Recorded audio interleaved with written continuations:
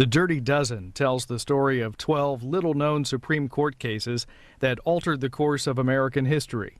The authors argue that most of these rulings resulted in expansions of the role of federal government at the expense of individual rights. The program, hosted by the Harvard Club in New York City, is 50 minutes. Because some of these cases were decided decades ago, and some of them involve rather obscure facts, it's easy to overlook just how radically they transformed our country.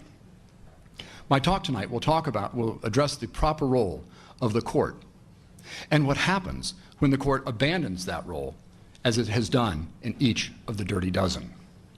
You see, whether it's political speech, economic liberty, property rights, welfare, racial preferences, the sanctity of contract, or imprisonment without charge, the Supreme Court has behaved in a way that would have mystified, shocked, and outraged our founding fathers. Alexander Hamilton wrote in Federalist 78 that the judiciary was the weakest branch of government, that it would be the least dangerous to the political rights that we all should enjoy. Similarly, James Madison wrote in Federalist 45 that the Constitution grants the federal government powers that are few and defined. If only that were so. Today, there are 319 executive agencies and independent agencies at the federal level. 319. Every year, year after year, you will find 70,000 pages in the Federal Register setting forth new and proposed rules and regulations. There are now over 4,000 federal statutory crimes, and somewhere between 10,000 and 300,000 regulations that have criminal sanctions attached to them.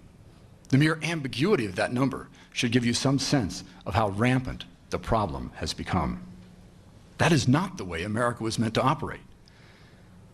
From the outset, this was to be a government of limited power, with maximum freedom for the individual. Instead, we've been afflicted by a vast enlargement of federal authority, condoned, indeed enabled by the Supreme Court. Now, the Constitution enshrines the relationship between the individual and the state. The federal government has limited, separated, and enumerated powers. If the power is not granted to the federal government by the Constitution, it does not have authority to act. Individuals, on the other hand, enjoy natural rights, some of which are recognized in the Bill of Rights, the rest of which are retained by the people. What this means is that, as Professor Randy Barnett at the Georgetown University Law School has described, the Constitution is animated by a presumption of liberty.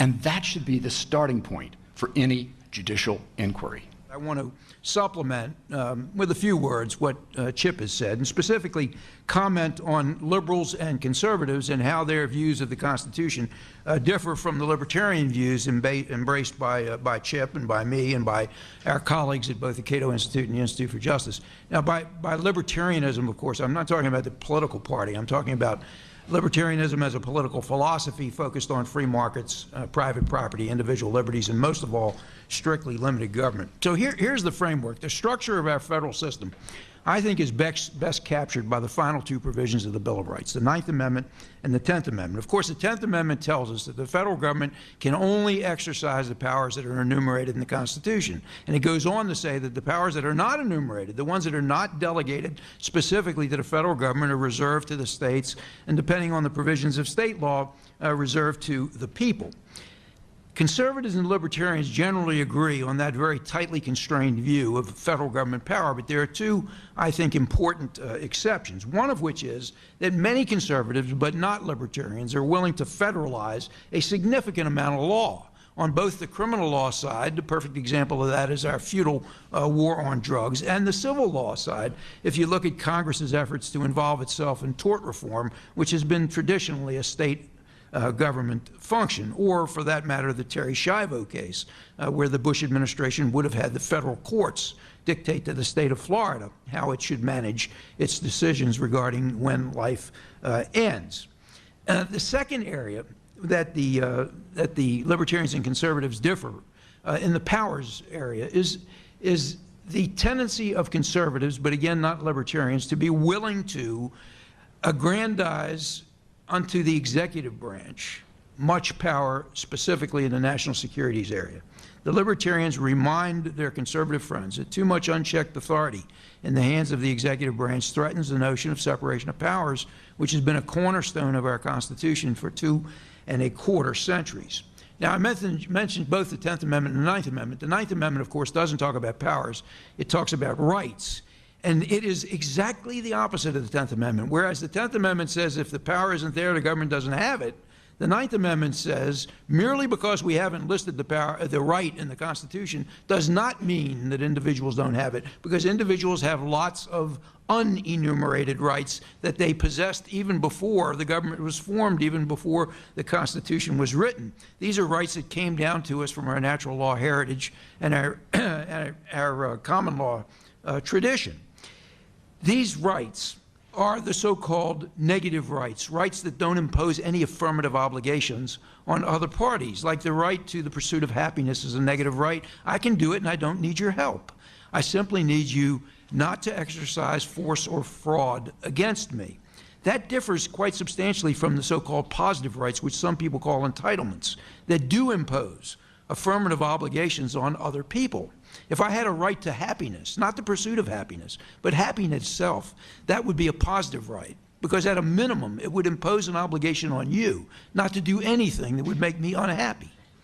And now the positive rights that we all know about and that we hear so often in the news are the rights to things like a minimum wage or welfare, obviously rights that do impose affirmative obligations on others. These positive rights are the foundation of the liberal view about the proper role of government.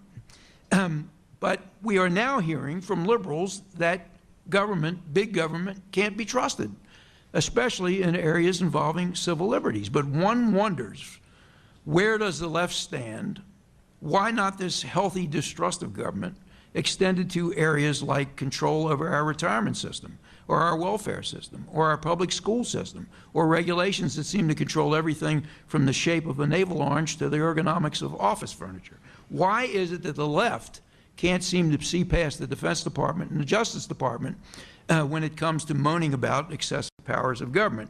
Two agencies, by the way, which are charged indisputably with legitimate functions of government, namely protecting us from predators. So it's in resolving this foundational question, what is the proper role of government, that the Constitution can be looked at through these two prisms.